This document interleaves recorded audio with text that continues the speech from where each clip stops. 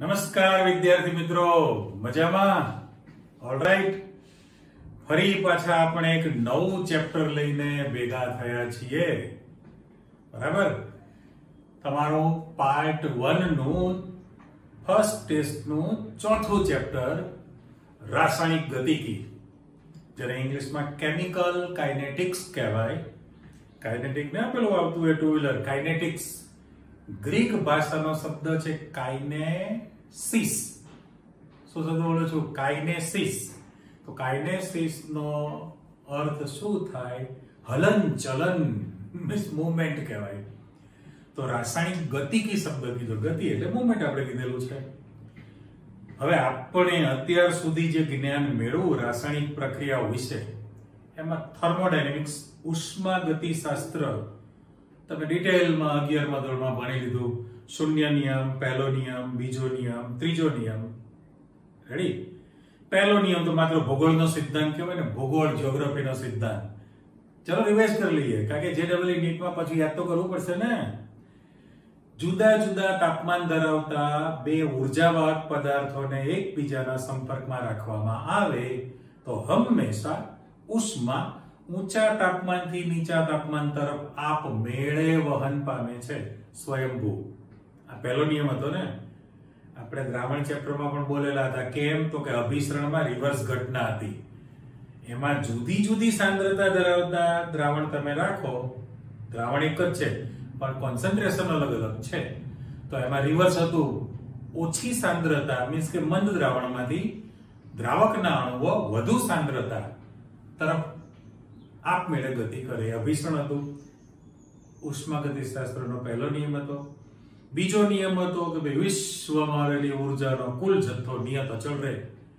ઉર્જાનો આપમેળે વિનાશ કે સર્જન થઈ શકતું નથી, પરંતુ એક પ્રકારની ઉર્જાનું બીજા પ્રકારની ઉર્જામાં રૂપાંતરણ, ટ્રાન્સફોર્મેશન થાય.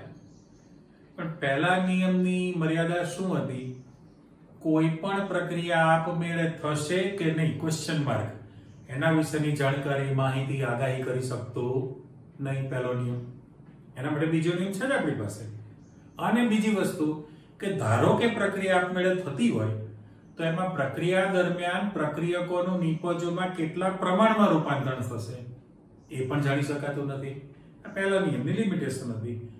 પણ ફરી પાછો બીજો નિયમ તમારી પાસે આવી જ ગયો તો એમાં ચોખવટ કરી. પણ એના માટે બે પરિબળ હતા ને. હવે મૂળ મુદ્દા પર આવો છો. તમે આપમેળે થતા બધા પ્રક્રમોમાં વિશ્વની એન્ટ્રોપી વધે છે. જાતે પ્રક્રિયા થઈને એન્ટ્રોપી વધવાની છે. એન્ટ્રોપી વિધેય પરથી તમે પ્રક્રિયાની આગાહી કરી શકો. ડેલ્ટા એસ પ્રણાલી પ્લસ ડેલ્ટા એસ પર્યાવરણ સરવાળો ગ્રેટર ધેન 0 હોવો જોઈએ. પણ એથી રિવર્સ હતું. જે બોલું છું કે કોઈ પણ પ્રક્રિયા આપમેળે થશે કે નહીં જાણવા માટે મુક્ત ઉર્જાનો ફેરફાર પણ જાણવો જરૂરી છે ને. તો બીજું સ્ટેટમેન્ટ હતું, આપમેળે થતા બધા પ્રક્રમોમાં પ્રણાલીની મુક્ત ઉર્જા ઘટે છે. મુક્ત ઉર્જા ઘટવી અને ડેલ્ટા G લેસ ધેન 0 થાય તો પ્રક્રિયાની આગાહી પાક કથન કરી શકાય, થશે કે નહીં.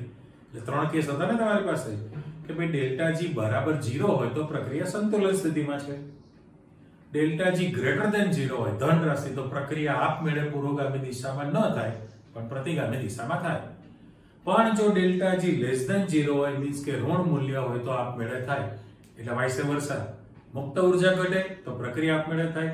અચ્છા, પ્રક્રિયા આપમેળે થાય છે તો મુક્ત ઉર્જા ઘટે. આ આપણો બીજો નિયમ હતો. અને ત્રીજો નિયમ હવે એક માટે શું બાકી રાખે? બોલી જ નાખો ને કે ભાઈ નિરપેક્ષ શૂન્ય તાપમાને કોઈ પણ શુદ્ધ પદાર્થની એન્ટ્રોપીનું મૂલ્ય શૂન્ય સ્વીકારવામાં આવે છે. પણ જો તમે તાપમાન વધારો તો એન્ટ્રોપીનું મૂલ્ય પણ વધે છે. એ બધી ચર્ચા તમે શીખેલા.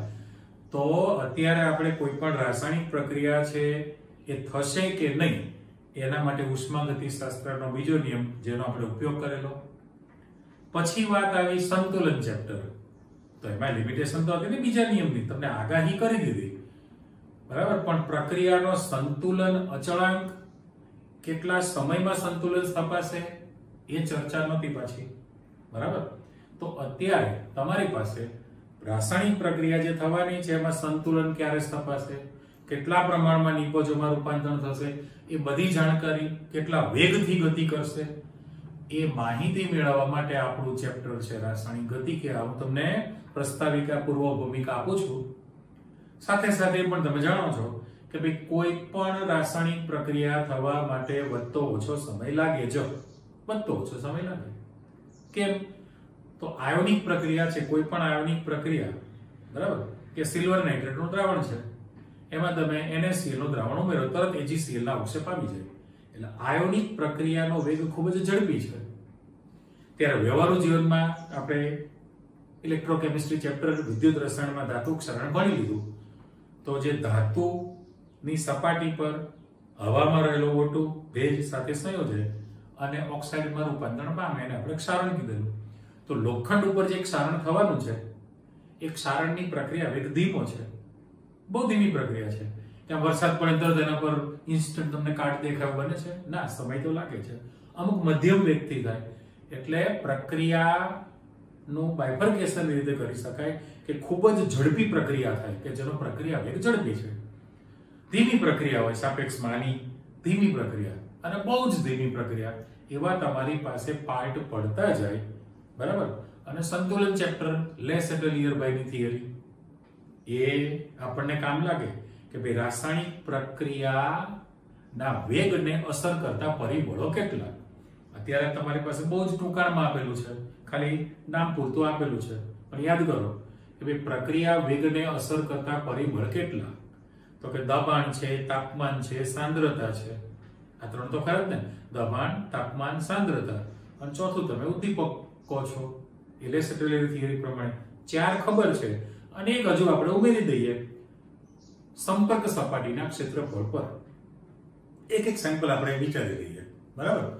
કે ભાઈ કોઈ જો પ્રક્રિયા ઘન સ્થિતિમાં હોય તેની સંપર્ક સપાટીનું ક્ષેત્રફળ વધુ મળે તો પ્રક્રિયા ઝડપી થાય. આપણું ઉદાહરણ ખબર જ છે કે ભાઈ ઘન કોલસાનો ટુકડો તમે બાળો એક જગ્યાએ 50 ગ્રામ, અને એવો બીજો કોપી 50 ગ્રામ કોલસાનો ટુકડો છે એને વાટીને બારીક પાવડર કરી દો અને એને સળગાવો, તો ઘન કોલસાના ટુકડા કરતા બારીક પાવડર ઝડપી સળગે. શા માટે? તો કે પેલું જે બર્નિંગ છે માત્ર સપાટી પર છે, હવામાં રહેલા O2 કાર્બન સાથે અથડાઈને પ્રક્રિયા કરે ત્યારે બધા પાર્ટિકલ છૂટા છે પાવડર ફોર્મમાં, ઝડપી પ્રક્રિયા થાય. એટલે સંપર્ક સપાટીના ક્ષેત્રફળ પર આપણે પહેલું જ કહી દીધું. હવે વાત આવે દબાણ. દબાણ કોને લાગુ પડે? તો કે વાયુરૂપ પ્રણાલી હોવી જોઈએ. પ્રક્રિયા પણ વાયુ છે, નિપજ પણ વાયુ છે, એટલે સમાંગ પ્રણાલી માટે. અને એનું સ્ટેટમેન્ટ બહુ સિમ્પલ હતું ને કે ભાઈ સંતુલન સ્થિતિ પ્રાપ્ત થઈ ગઈ. હવે જો તમે દબાણ વધારો, પણ દબાણ વધારવું એટલે ખબર છે ને, કાં તો પાત્રનું કદ તમે ઘટાડશો, પાત્રનું કદ ઘટાડો એટલે દબાણ વધ્યું કહેવાય, અથવા તો કોઈ પણ એક ઘટકની મોલ સંખ્યા વધારી દો તો પણ દબાણ વધ્યું કહેવાય. તો એનું સ્ટેટમેન્ટ માત્ર એટલું હતું કે ભાઈ સંતુલિત પ્રક્રિયા છે અને એમાં દબાણ વધારો, તો પ્રક્રિયા હંમેશા વધુ મોલથી ઓછા મોલ તરફ થાય. ઓકે, ડાબી બાજુ પ્રક્રિયા એક બાજુ કેટલા મોલ છે ગણી લો, નિપજોના કેટલા મોલ છે, વધુ મોલથી ઓછા મોલ તરફ થાય એટલે પુરોગામીનો વેગ વધે, અથવા ઉલટું વધુ મોલથી ઓછા મોલ તરફ થાય તો પ્રતિગામીનો વેગ વધશે.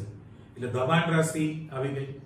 પછી આવે સાંદ્રતા, કોન્સન્ટ્રેશન. જો તમે સાંદ્રતા વધારશો તો પ્રક્રિયા વેગ ઝડપી થાય ને, કારણ કે એકમ કદમાં પ્રક્રિયકોના અણુની સંખ્યા ઓછી સાંદ્રતામાં, અને તમે ડબલ સાંદ્રતા કરી દો તો એકમ કદમાં બંને પ્રક્રિયકના અણુની સંખ્યા વધવાની છે, સાંદ્રતા વધી, પ્રક્રિયા વેગ પણ વધે, એટલે સાંદ્રતા પરિબળ આવી ગયું, બરાબર. અને તાપમાન તો બહુ અગત્યનું પરિબળ છે ભાઈ. બે જ પ્રક્રિયા, ઉષ્મા શોષક અને ઉષ્મા ક્ષેપક. ઉષ્મા શોષક પ્રક્રિયા હોય તેમાં તાપમાન જરૂરી છે, અને તાપમાન વધારશો તો પુરોગામીનો વેગ વધે, નિપજ વધે, ફાયદાકારક કહેવાય. પણ પ્રક્રિયા ઉષ્મા ક્ષેપક હોય એટલે પ્રક્રિયા પોતે જ ધુમાડા કાઢતી હોય અને નીચે જઈને બર્નર મૂક્યા હોય. કોઈ પણ માણસ ગુસ્સે હોય તમે કંઈક ઉમર મૂકો તો વધારે ધુમાડા કાઢે. એટલે ઉષ્મા ક્ષેપક પ્રક્રિયા છે અને તાપમાન વધારો તો પ્રતિગામીનો વેગ વધશે, તો આપણા માટે ફાયદાકારક નથી. કારણ કે આપણો એમ શું છે, ઇન્ડસ્ટ્રીમાં એમ છે જેમ નિપજ વધે એમ ફાયદો કહેવાય. એટલે તાપમાન પરિબળ પણ અસર કરે પ્રક્રિયા વેગને. ઉદ્દીપક યાદ છે ને, બહુ ડિટેલ આપણે કીધેલી, બરાબર. ઉદ્દીપક રાસાયણિક પ્રક્રિયામાં ભાગ ન લે, એની હાજરી હિતાવહ છે, સંતુલન માટેનો સમય ઘટાડે, બરાબર, પ્રક્રિયા વેગ ઝડપી કરે. અને સ્ટાન્ડર્ડ ઉદ્દીપક તરીકે તમારા પપ્પા ફાધર કીધેલું હતું, બોલો તમે લખી દે, વાંચી દે, ભણાવી દે, રસોડામાં કામ કરી શકે ના, એટલે પ્રક્રિયામાં ભાગ ન લે. પણ એમની હાજરી હોય તો બધા પ્રક્રિયા વેગ ઝડપી ચાલે, ટપોટપ બધા નાના મોટા લખવા વાંચવા બેસી જાય, સિસ્ટમેટિક આખું તંત્ર ચાલે. એમની હાજરી હિતાવ છે. એટલે ઉદ્દીપક ની હાજરીમાં પ્રક્રિયા કરો અને ઉદ્દીપકની ગેરહાજરીમાં પ્રક્રિયા કરો તો સંતુલન માટેનો સમય બદલાઈ જશે. એટલે ઉદ્દીપક પણ તમારી પાસે રાશિ આવી ગઈ. આમ આપણે પહેલા જ ચર્ચા ડિટેલમાં તમને આપી દીધી કે ભાઈ કોઈ પણ રાસાયણિક પ્રક્રિયાના વેગને અસર કરતા પરિબળો સંપર્ક સપાટીનું ક્ષેત્રફળ, દબાણ, તાપમાન, સાંદ્રતા અને ઉદ્દીપક છે. રેડી? ઓકે, ચાલો હવે પ્રક્રિયા વેગ કોને કહેવાય એટલે આપણા ચેપ્ટર તરફ જાઓ. ગ્રાફ સાથેનો પ્રશ્ન છે તો પહેલામાં પહેલું પ્રક્રિયા વેગ એટલે શું એની તમારી પાસે વ્યાખ્યા છે. હવે સાવ સાદો આલેખ જો આપણે વિચારવો હોય કયો રાસાયણિક સંતુલન પ્રમાણે, હું શોર્ટમાં મૂકીશ અહીંયા આગળ. સૌથી પહેલા તમે જુઓ, આ આપણો ગ્રાફ છે, ટાઈમ t શું છે, ટાઈમ t, t ટાઈમ અથવા ટાઈમ t એક જ વસ્તુ, t ટાઈમ t, અને અહીંયા સાંદ્રતા કોન્સન્ટ્રેશન c મૂકેલું છે. બરાબર, આ સમય છે અને આ સાંદ્રતા છે. જો તમે પ્રક્રિયકનો આલેખ પ્લોટ કરો ખાલી પ્રક્રિયક માટે તો કેવું હતું કે t બરાબર 0 સમય છે એ વખતે પ્રક્રિયકની મૂળ સાંદ્રતા જે છે એ પ્રક્રિયકને આપણે રિએક્ટન્ટ કહેવાય. મૂળ સાંદ્રતાને ચોરસ બોક્સ મૂકીએ છીએ અને R0 પ્રક્રિયકની ઓરિજિનલ જે સાંદ્રતા છે ને આપણે R0 કહેવાય. એટલે હું અત્યારે આમ લાઇનિંગ છે આમ લાંબી કરી દઉં છું, ઉપર પણ આપણે લાઇનિંગ લાંબી કરી દીધી. રેડી? હવે કેવું થાય તો કે જેમ સમય પસાર થતો જાય તો અહીંયા 5 મિનિટ, 10 મિનિટ, 15, 20, 25 એમ સમય વધતો જાય તો પ્રક્રિયકની જે સાંદ્રતા છે 5 મિનિટ, 10 મિનિટ, 15 મિનિટ, 20 મિનિટ, પ્રક્રિયકની સાંદ્રતામાં તમને આ ઘટાડો દેખાય. આ પ્રક્રિયકની સાંદ્રતાનો આલેખ તમારી પાસે તૈયાર થયો. તો એક વસ્તુ થઈ ગઈ ને, સમયની સાપેક્ષમાં પ્રક્રિયકની સાંદ્રતા હંમેશા ઘટે. આ પ્રક્રિયક માટેનો આલેખ હતો. એવો જ આલેખ નિપજ માટે છે ને, તો નીચે જ આપણે મૂકવું છે. આ તમારો જે ગ્રાફ છે એ મોટો આલેખ, પણ એમાં પ્રક્રિયા વેગ ના જે બે પ્રકાર છે એ શીખવું છે આપણે. બરાબર? તો ધારો કે મારે નિપજ માટે દોરવું હોય, શેના માટે? નિપજ. ચલો પેલી બાજુ દોરીએ, એકબીજામાં મિક્સ નથી કરવું. ફરી પાછા તમે આલેખમાં આવી જાઓ તો હતું એમનેમ જ છે કે ભાઈ ટાઈમ t સમય અને આ સાંદ્રતા c, કોન્સન્ટ્રેશન મે સિમ્બોલ વાપરેલો છે. રેડી? ચલો બંને બાજુ આપણે એરા મૂકી દઈએ છીએ. હવે નિપજનો જો તમારે ગ્રાફ પ્લોટ કરવો હોય તો શરૂઆતમાં એટલે t બરાબર 0 સમય હશે તમારી પાસે, t બરાબર 0 સમય હોય તો એ વખતે નિપજની સાંદ્રતા લગભગ 0 છે, લગભગ 0 છે. પણ જેમ સમય પસાર થતો જાય એમ નિપજની સાંદ્રતા વધે. તો અહીંયા 5, 10, 15, 20, 25 મિનિટ તમે લખતા જશો તો નિપજની સાંદ્રતા તમારી પાસે વધતા દરમાં ગ્રાફ મળે. અમુક ટાઈમ પછી સ્ટેડી તો નિપજ એટલે પ્રોડક્ટ p ની સાંદ્રતા તમે મૂકેલી છે. બરાબર? એટલે આ તો રાખવાનો જ નથી આલેખ, હું દૂર કરી નાખું છું. પણ મારે કહેવાનું એમ છે કે જો તમે નિપજને ધ્યાનમાં રાખો તો સમયની સાપેક્ષમાં હંમેશા નિપજની સાંદ્રતા વધે, અને જો તમે પ્રક્રિયકને ધ્યાનમાં રાખતા હો તો સમયની સાપેક્ષમાં હંમેશા પ્રક્રિયકની સાંદ્રતા ઘટે છે. રાઈટ? પણ સંતુલન ચેપ્ટરમાં કેવું હતું કે ભાઈ પ્રક્રિયકની સાંદ્રતા ઘટશે, નિપજની સાંદ્રતા વધશે. તો મારે આ જ ગ્રાફની અંદર પેલો નિપજનો ગ્રાફ ભેગો કરી દેવો છે અને એને કેન્સલ કરવો છે. તો જુઓ, t બરાબર 0 સમય નિપજનો આપણે આલેખ મૂકીશું તો એ તમારી પાસે આ પ્રકારની રચના તૈયાર થવાની ને ગ્રાફની અંદર. પણ એ પ્રોડક્ટ p નો આલેખ છે એટલે નિપજની સાંદ્રતા થઈ. બંનેની સાંદ્રતા સમાન થાય ત્યારે પ્રક્રિયા અટકી ગઈ હોય એવું આપણને ભાસ થાય, અને એવી ઉદ્ભવતી સ્થિર સ્થિતિને આપણે સંતુલન કીધેલું છે. બરાબર? તો પહેલામાં પહેલું પ્રક્રિયા વેગ તમે કોને કહેશો? તો સૂત્ર તમારી પાસે કેવું તૈયાર થયું કહેવાય? પ્રક્રિયા વેગની આ તમારી ડેફિનેશન છે, બરાબર, ઇન્વર્ટેડ કોમામાં. જો મારે શબ્દ લખવો હોય તો લખી શકાય કે કોઈ પણ એક પ્રક્રિયકની સાંદ્રતામાં થતો ઘટાડો, બરાબર. પણ આ કોની સાપેક્ષમાં છે? તો કે એકમ સમયની સાપેક્ષમાં. આ વ્યાખ્યા તૈયાર થઈ કહેવાય. એમાં હું શબ્દ માત્ર બદલું છું. બદલું એટલે અથવામાં બોલવાનું છે એટલા માટે. તો કોઈ પણ એક જે પ્રક્રિયક લખેલો છે એની બદલે હું ઓપ્શનમાં નિપજ મૂકી દઉં. તો નિપજની સાંદ્રતા જો તમે લેશો તો હંમેશા ઘટાડાની બદલે શું થવાનું છે? વધારો થાય. બંને આ લેખ જુઓ તમે. સમયની સાપેક્ષમાં હંમેશા પ્રક્રિયકની સાંદ્રતા ઘટે છે, રાઈટ? એનાથી ઉલટું છે કે ભાઈ સમયની સાપેક્ષમાં નિપજની સાંદ્રતા હંમેશા વધે. એટલે તમારે જે વ્યાખ્યા કરવી છે એ વ્યાખ્યા કે પ્રક્રિયા વેગ એટલે શું?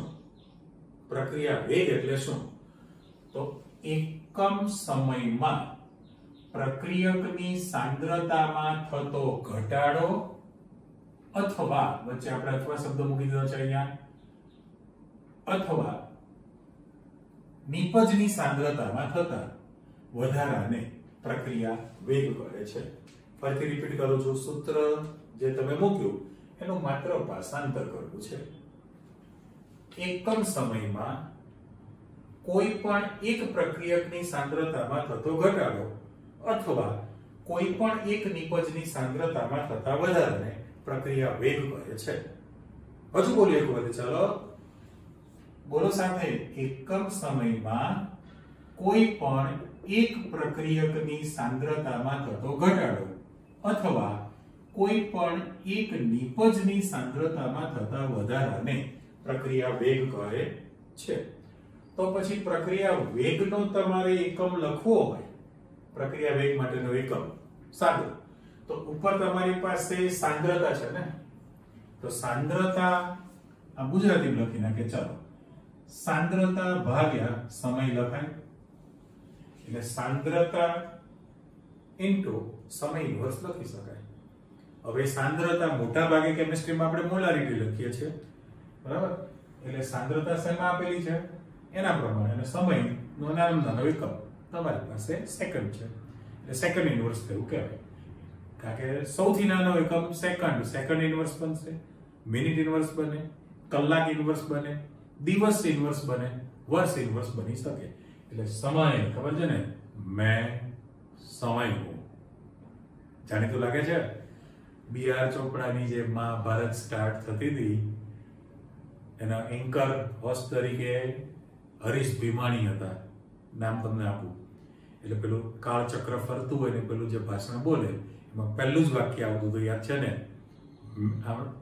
જરાક અવાજ એમનો ગળામાંથી નીકળતો હતો, રજા મુરાદ જેવો. રજા મુરાદનો કેવો છે ફિલ્મ કલાકાર, એવી રીતે મેં સમય હું.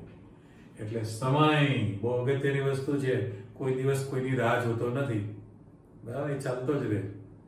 એટલે સાંદ્રતા પ્રતિ સમય થયું કહેવાય. હવે મેં કહ્યું એ પ્રમાણે આપણે આ જે આલેખ છે કાઢી નાખવાના છીએ નિપજ વાળો, અને એની જગ્યાએ એક વિશિષ્ટ પ્રકારનો, બે અલગ પ્રકારના આપણે આલેખ લેવાના છીએ. ચાલો, પહેલામાં પહેલું અહીં મેં જે શબ્દ મૂકેલો છે એ ખાસ તમે જોજો કે ભાઈ પ્રક્રિયકની સાંદ્રતા y અક્ષ પર છે, અને આ તો તમારી પાસે સમય છે જ ને. પ્રક્રિયકની સાંદ્રતા વિરુદ્ધ સમયનો આલેખ લેવો છે, સ્વતંત્ર. એ જ રીતે જો રાઉન્ડ મૂકી દઉં છું કે ભાઈ નિપજની સાંદ્રતા છે અને સમયનો આલેખ છે, તો સીધો ગ્રાફ આપણે પહેલા પ્લોટ કરી દઈએ.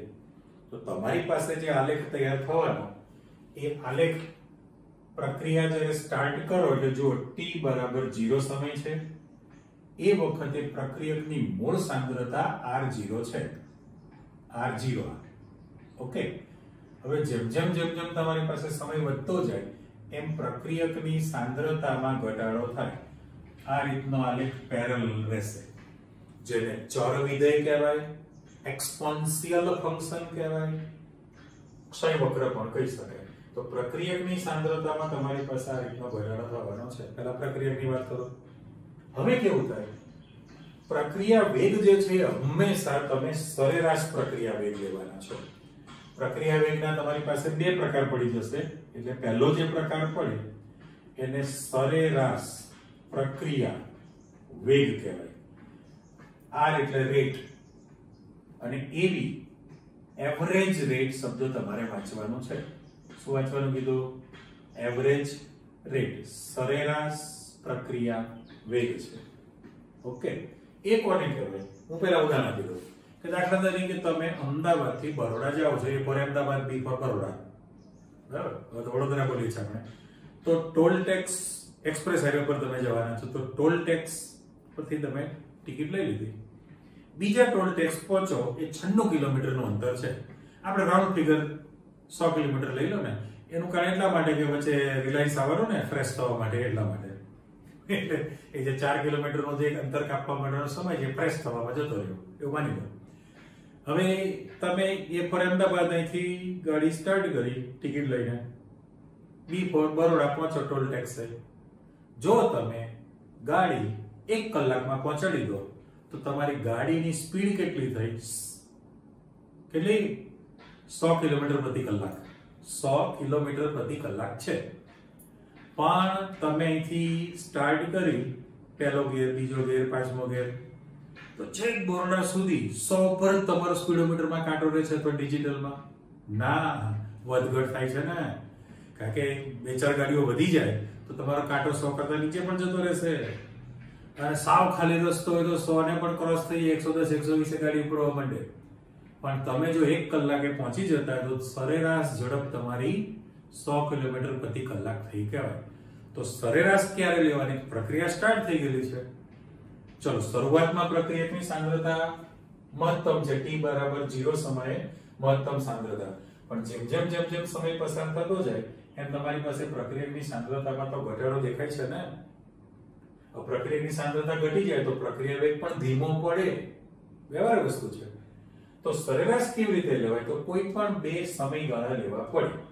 ધારો કે આપણે એમ કહીએ કે તમે t1 સમય રાખેલો છે. બે ટાઈમ ફેક્ટર લઈ લો કે t1 સમયે પ્રક્રિયકની જે સાંદ્રતા છે, અહીંયા આગળ આ બિંદુ r1 છે.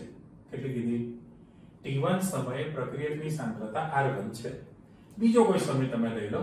દાખલા તરીકે આ બીજો સમયગાળો આપણે લઈએ છીએ, એને t2 કીધેલું છે.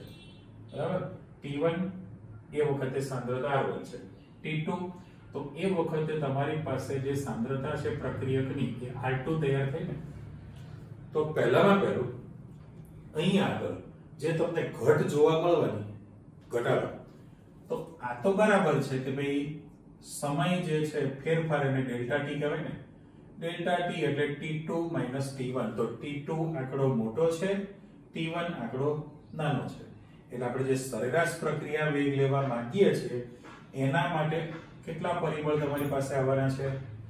તો t1 સમય, t2 સમય, એટલે ડેલ્ટા t બરાબર મારે લખવું હોય તો t2 t1 આ સમયગાળો. પણ એ તો પોઝિટિવ છે ને, આંકડો મોટો છે, આંકડો નાનો છે, એટલે તો ધન જ રાશિ લેવાની. પણ r1 જે સાંદ્રતા છે t1 સમય એના કરતા t2 સમય r2 સાંદ્રતા ઘટી ગઈ. તો પ્રક્રિયકની સાંદ્રતાનો જે ફેરફાર લેવો છે ડેલ્ટા r, તો એ મારે લખવું હોય તો શું લખાશે કે ભાઈ r2 ની સાંદ્રતા માઈનસ r1 ની સાંદ્રતા. r2 ની સાંદ્રતા માઈનસ r1 ની સાંદ્રતા છે, પણ એ ઘટ છે એટલે તમારી પાસે નિશાની હંમેશા અહીંયા માઈનસ આવે. પ્રક્રિયકની સાંદ્રતા ઘટે છે. ચલો અને કૌંસ પણ કરી દઉં. ચાલો, રેડી? તો r2 r1 કરો, પણ એ રાશિ કેવી થવાની છે? ઋણ તૈયાર થાય. આ પ્રક્રિયક માટે થયું. તો હવે સરેરાશ પ્રક્રિયા વેગ તમારે લખવો છે. પેલું સાદો પ્રક્રિયા વેગ હતું, પણ અથવા વાળી વ્યાખ્યા હતી ને. તો સરેરાશ પ્રક્રિયા વેગ તમારે લખવો હોય બંને માટે કોમન, પ્રક્રિયક અને નિપજ માટે. તો નીચે લખો જો RAV, સરેરાશ પ્રક્રિયા વેગ બરાબર મારે delta R by delta T લખી શકાય ને. પ્રક્રિયકની સાંદ્રતામાં થયેલો ઘટાડો, ફેરફાર. પણ પ્રક્રિયક છે તમારી પાસે નિશાની કેવી આવવાની છે? માઇનસ આવે. અને સરેરાશ પ્રક્રિયા વેગ લીધો કહેવાય. બરાબર. હજી ત્વરિત પ્રક્રિયા વેગ વિચારવાનું બાકી છે, પણ આ જે આલેખ છે એ આપણે નિપજ માટે જતા રહીએ. તો નિપજમાં તમે આલેખ પ્લોટ કરશો, નિપજની અંદર તમારે આલેખ બનાવવો છે, કલર આપણે ચેન્જ કરી નાખીએ. ચાલો, નિપજની સાંદ્રતા વિરુદ્ધ સમયનો આલેખ છે. જ્યારે તમે પ્રક્રિયા સ્ટાર્ટ કરો તો t બરાબર 0 સમયે નિપજની સાંદ્રતા લગભગ 0 કહેવાય, નહીવત છે, લગભગ 0. પણ પછી જેમ જેમ સમય પસાર થતો જાય તો નિપજની સાંદ્રતા છે, નિપજની સાંદ્રતામાં શું થવાનો છે? વધારો થાય, વધતા અમુક સમયે પછી અચળ થઈ જાય. તો આ પ્રોડક્ટ નિપજની સાંદ્રતાનો થયેલો ફેરફાર છે. એટલે તમે જે પ્રક્રિયા વિચારેલી છે, બરાબર, સ્વીકારેલી છે, તો આ બંને માટે મારે એવો શબ્દ લખવો છે કે દાખલા તરીકે પ્રક્રિયા, તો પ્રક્રિયા R2P એવું મેં લખી નાખ્યું છે. એટલા માટે પ્રક્રિયા ભૌતિક પ્રક્રિયા પણ રાસાયણિક પ્રક્રિયા પણ હશે. માત્ર એટલી ખબર પડે કે ભાઈ આ જે પ્રક્રિયક છે 1 મોલ પ્રક્રિયક છે. કેટલો છે? 1 મોલ પ્રક્રિયક છે, એમાંથી 1 મોલ નિપજ બને. આ એક પ્રક્રિયા તમે કાલ્પનિક પ્રક્રિયા સ્વીકારી લીધી. તો પ્રક્રિયકની સાંદ્રતામાં થયેલો ઘટાડાનો આલેખ થયો છે, એટલે મારે આ આલેખમાં R ની સાંદ્રતા લખી કેવાશે ગ્રીન પેન, અને સરેરાશ પ્રક્રિયા વેગ તમે લઈ શકે. તો ધારો કે તમે નિપજને ધ્યાનમાં રાખો તો નિપજની સાંદ્રતાનો વધારો છે. એમાં પણ ફરી પાછા બે સમય તમારે લેવા પડે, T1 ને T2. અહીંયા ચિંતા નથી. માની લો કે તમે આ બે પોઈન્ટ પસંદ કરશો. જો હું અહીંયા ટાઈમ લખું, આ T1 સમય છે, T1 સમયે નિપજની સાંદ્રતા છે એને આપણે P1 કહીએ, P1 તૈયાર કરી. અને જો તમે આ બીજો સમય છે જેને આપણે T2 સમય કીધો છે, T2 સમયે નિપજની સાંદ્રતા દાખલા તરીકે મારે કરવી હોય તો એ P2 તૈયાર થઈ. બરાબર. તો તફાવત જે છે એ તો ધન જ મળવાનો છે, T2 - T1, એટલે ડેલ્ટા T આવી ગયો, એને વાંધો નથી. પણ અહીંયા જે તમારી પાસે તફાવત આવ્યો એ ડેલ્ટા P છે ને, પણ T2 - P1 ધન રાશિ જ થવાની છે. એટલે જો પ્રક્રિયક માટે તમે જેવી રીતે લખેલું છે, પ્રક્રિયક માટે સમય બંને માટે કોમન T2 - T1 ધન છે, પણ પ્રક્રિયક માટે ડેલ્ટા R જે છે એની નિશાની માઈનસ લાગેલી છે. તો મારે અહીં બ્લેક પેન થી જ લખવું છે કે ધારો કે તમારે નિપજની સાંદ્રતાનો ફેરફાર લખવો હોય તો ડેલ્ટા P થવાનું છે, પણ ડેલ્ટા P બરાબર P2 - P1 લખી શકાય. પણ એ રાશિ તમારી ધન જ આવવાની છે. રાશિ કેવી આવે? ધન. કારણ કે બંને વધતા ક્રમમાં છે ને, સમય વધે છે અને નિપજની સાંદ્રતા વધે છે. તે પહેલામાં સમય વધતો જાય, પ્રક્રિયાની સાંદ્રતા ઘટે છે. તો સરેરાશ પ્રક્રિયા વેગ જે તમારે લખવો છે, આજે આપણે બ્લુ પેન થી લખેલું છે minus delta R by delta T લખેલું છે, એમ ન લખો. એવી રીતે તમારે દાખલા તરીકે નથી લખવું.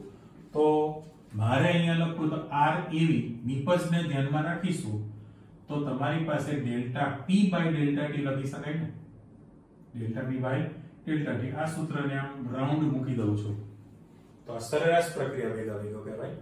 અહીંયા પણ રાઉન્ડ મૂકી દઉં છું તો એ પણ સરેરાશ પ્રક્રિયા વેગ તૈયાર થયો કહેવાય.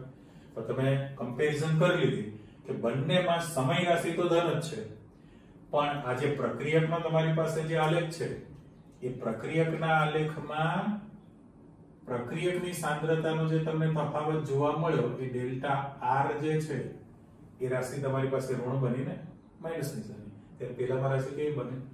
ધન બને છે. એટલે સરેરાશ પ્રક્રિયા વેગ આ જ વ્યાખ્યા બની ગઈ. એકમ સમયમાં કોઈ પણ એક પ્રક્રિયકની સાંદ્રતામાં થતો ઘટાડો અથવા કોઈ પણ એક નિપજની સાંદ્રતામાં થતા વધારાને સરેરાશ પ્રક્રિયા વેગ આપણે લઈ શકીએ.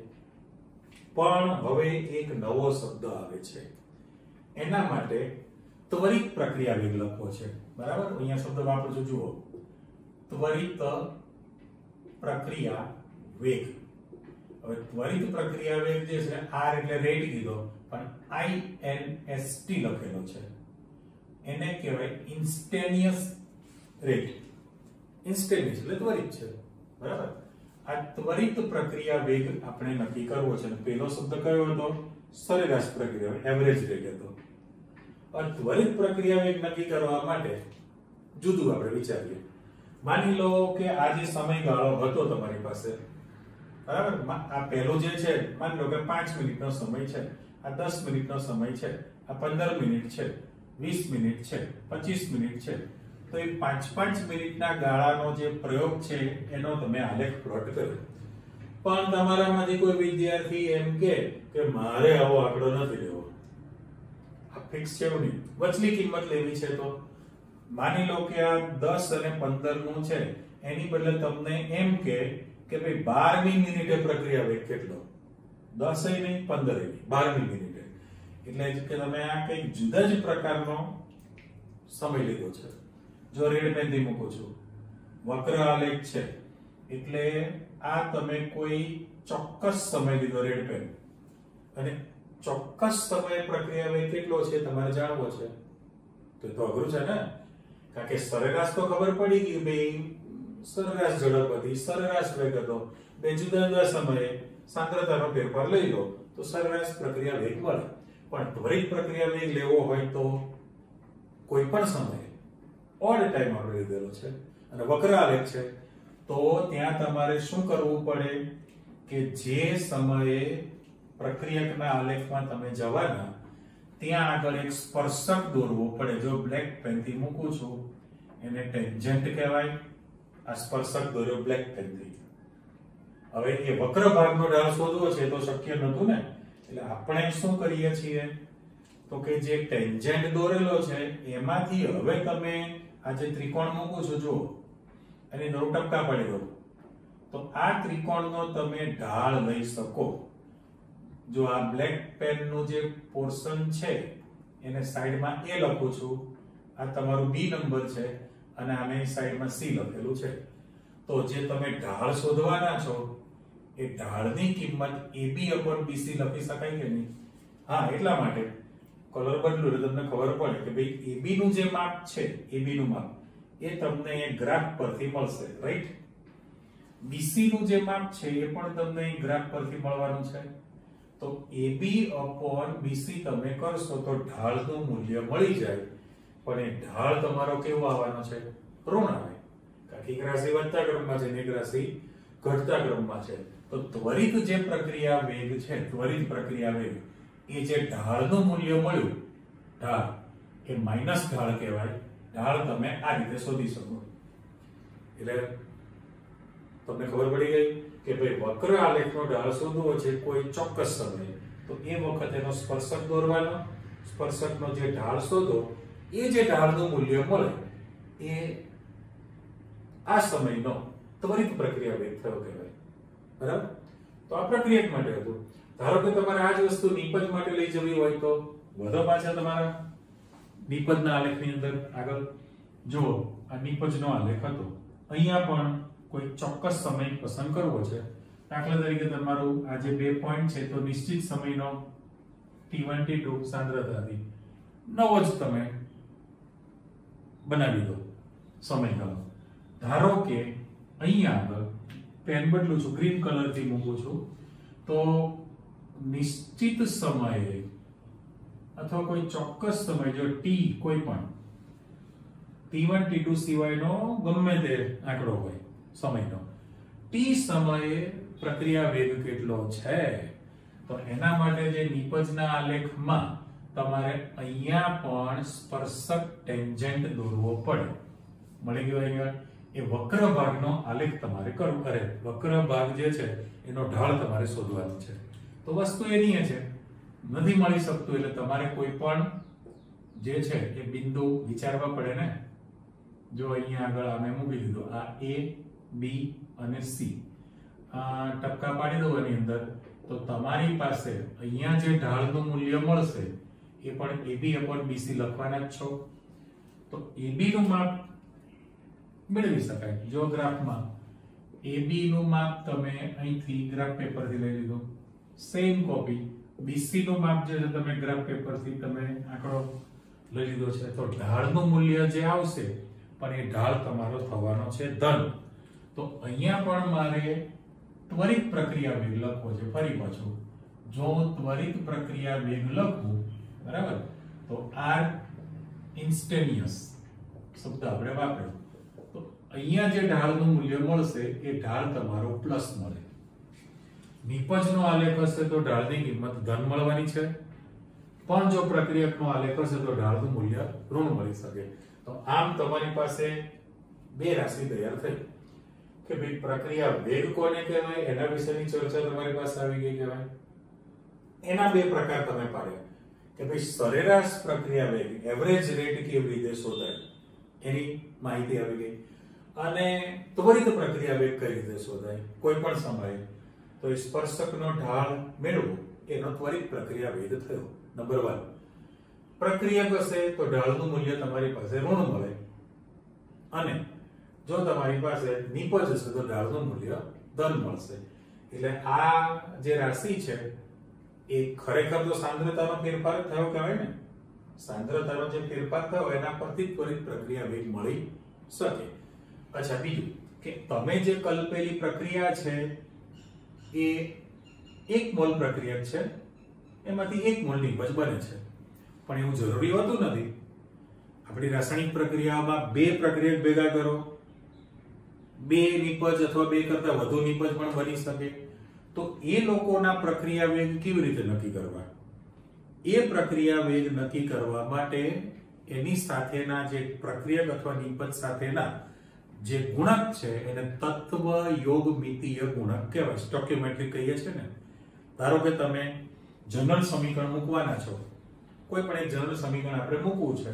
દાખલા તરીકે તમે જુઓ, આ A પ્રક્રિયક છે એના A મોલ છે, આ B પ્રક્રિયક છે એના B મોલ છે, એની વચ્ચે પ્રક્રિયા કરી.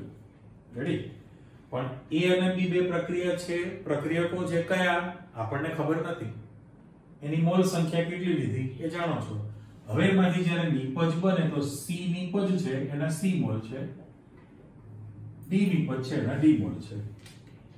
તો આનો અર્થ એવો થયો કે ભાઈ પ્રક્રિયક A ના A મોલ લો તમે, અને પ્રક્રિયક B ના B મોલ તમે લઈને રાસાયણિક પ્રક્રિયા કરો તો તમારી પાસે નિપજ C ના C મોલ, નિપજ D ના D મોલ તૈયાર થશે. તો આવી પ્રક્રિયા માટે પ્રક્રિયા વેગ લખવો હોય તો સાંભળજો. પ્રક્રિયા વેગ માટે તો જનરલ ઇક્વેશન આપેલું છે, અને પછી તમારા જે ઉદાહરણ આપેલા છે પાઠ્યપુસ્તકની અંદર, જેટલી રાસાયણિક પ્રક્રિયા છે બધાને તમે પ્રક્રિયા વેગ લખી શકો. રાઈટ? તો આ લખવા માટે હું આપું છું, જુઓ કે ભાઈ પ્રક્રિયા વેગ એટલે એક્ચ્યુઅલી એ સરેરાશ પ્રક્રિયા વેગ જ કહેવાય. તો પ્રક્રિયા વેગ જે છે એમાં કોઈ પણ એક ઘટકને ધ્યાનમાં રાખી શકો, બધા જ લેવાની જરૂર નથી હોતી. જો હું સહેજ આ ગ્રીન કલરની પેટી મૂકી દીધી, બોક્સ કરી દીધું સમીકરણને, બરાબર, આ જનરલ સમીકરણ છે વ્યાપક, એના માટે આપણે પ્રક્રિયા વેગ લખવો છે. હવે પ્રક્રિયા વેગ એટલે પ્રક્રિયાની સાંદ્રતાનો ફેરફાર અથવા નિપજની સાંદ્રતાનો ફેરફાર. તો જે તત્વ યોગમિતીય ગુણક છે એને ધ્યાનમાં રાખવા પડે. રાઈટ? તો એ બાબત કેવી રીતના બને તો ચેક કરતા જાઓ. પ્રક્રિયક એટલે નિશાની માઈનસ છે. રેડી? તો -1/a લખું, -1/a, અને એ ઘટકની સાંદ્રતા આપણે લખી નાખીએ. બરાબર? એ ઘટકની સાંદ્રતા લખી છે તો આ પ્રક્રિયાનો પ્રક્રિયા વેગ આવી ગયો. બધા જ ઘટકો લખવાની જરૂર નથી. કોઈ પણ એક ઘટક વડે પ્રક્રિયા વેગ દર્શાવી શકે, એક રિપ્રેઝેન્ટેટિવ હોવો જોઈએ. માની લો કે તમને એ પ્રક્રિયક નથી ગમતો, તમારે B નંબરનો પ્રક્રિયક લેવો છે, તો આ ભૂલી જાવ તમે. એટલે મેં બ્લેક પેન થી લખેલું છે -1/b લખું તો અહીંયા મારે B ઘટકની સાંદ્રતા લખેલી કહેવાશે. A ઘટકની સાંદ્રતા અને પેલી B ઘટકની સાંદ્રતા છે. પણ આપણે તો ફેરફાર લેવો છે ને. શું લેવો છે? ફેરફાર. ચલો પહેલા આને એકને પૂરું કરો ને કે B ઘટકની સાંદ્રતા છે અને મોલ સંખ્યા છે. પણ ફેરફાર લખવું હોય તો ડેલ્ટા A લખવું પડે. એટલે જો અહીંયા સુધારો કરી નાખું પહેલો તો -1/a delta a by delta t લખી શકાય તો આપણો પ્રક્રિયા વેગ થયો કહેવાય ને. રેડી? સમજણ પડી ગઈ? માની લો કે તમારે એ ઘટક નથી લખવો તો તમે શું કરવાના છો? -1/b પ્રક્રિયા છે એટલે માઈનસ કરું delta b by delta t લખવાના છો. ચલો આ રાશિ પણ આવી ગઈ. પણ આપણે તો નિપજમાં જ રસ છે તો આને ભૂલી જાઓ તો હું બરાબર કરીને લખું તો 1/c લખાશે. નિપજ છે પ્લસ નિશાની તો ત્યાં લખીશ તો delta c by delta t લખી શકીશ તો. અને હજુ તમને તો છેલ્લી નિપજ બહુ ગમે. શું કીધું? તમને છેલ્લી નિપજ બહુ ગમે છે તો અહીંયા ફરી પાછું લખો તો 1/d સ્મોલ d અને delta d by delta d લખ્યું બાય ડેલ્ટા t લખી શકાય. બરાબર? આની અંદર એટલે આ વ્યાપક સમીકરણ થયું છે. હવે એમાં ને એમાં હું સુધારો કરું છું. બ્લુ પેન થી મૂકીએ છે એ પ્રક્રિયક છે લખાણ સાચું જ છે પણ હવે નવું સમીકરણ મૂકું કે n1 a લખું એટલે એ પ્રક્રિયકના n1 મોલ છે. અહીં આગળ n2 લખી નાખું તો b પ્રક્રિયકના n2 મોલ છે. મોલ એમાંથી જે નિપજ બનવાની છે એમાં n3 લખી નાખું તો નિપજ c ના n3 તત્વયુગ્મિતીય ગુણક છે. અને અહીં આગળ મારે n4 લખવું છે d ઘટક માટે. તો આપણું જે સમીકરણ લખેલું છે એમાં સુધારો શું થવાનો? પહેલા તો રેડ પેન થી પ્રક્રિયક છે એટલે હું અહીંયા નિશાની જો રેડ પેન થી માઈનસ એટલે ઘટાડો, માઈનસ એટલે ઘટાડો અને પેલી બાજુ આપણું પ્લસ છે એટલે નિપજ છે તો વધારો છે. ચેન્જ એવું થવાનું કે આ a ની જગ્યાએ મારે -1/n1 dA by dt લખી શકાય. હા, એને ભૂલી જાઓ તો બરાબર કરીને તમે લખો તો -1/n2 dB by dt લખી શકાય. અને એના બદલે તમે નિપજને ધ્યાનમાં રાખો પ્લસ છે 1/n3 dC by dt લખી શકાય. અને જો તમે છેલ્લી નિપજને ધ્યાનમાં રાખો તો પ્લસ જ છે પણ 1/n4 delta d by delta t લખી શકાય. આ જનરલ સમીકરણ માટે તમે આપેલું છે. પછી જે કોઈ કેમિસ્ટ્રીના તમને અલગ અલગ પ્રકારની પ્રક્રિયાઓના સમીકરણ આપે એનો પ્રક્રિયા વેગ લખવાનો છે. પણ પ્રક્રિયા વેગ લખતી વખતે આ બાબત ધ્યાનમાં રાખવાની છે. તમે જે સ્વીકારેલી હતી એ 1 મોલ પ્રક્રિયક 1 મોલ નિપજ બને. પણ એક કરતા વધુ પ્રક્રિયક હોય એની મોલ સંખ્યા જુદી જુદી હોય, એક કરતા વધુ નિપજ બને એની પણ મોલ સંખ્યા જુદી હોય તો તમારે લખવા માટેનો પ્રક્રિયા વેગ આવી ગયો કહેવાય.